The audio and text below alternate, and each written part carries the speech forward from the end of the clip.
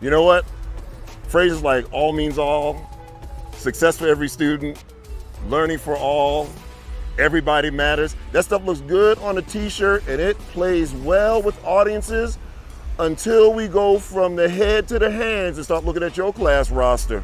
I know what you're thinking. I can see you leaning over to your teammate and whispering, well, he don't know Melvin. I know Melvin. If he saw Melvin, I know all your Melvins. And what I'm telling you is this: I don't care who your Melvin is or what he looks like.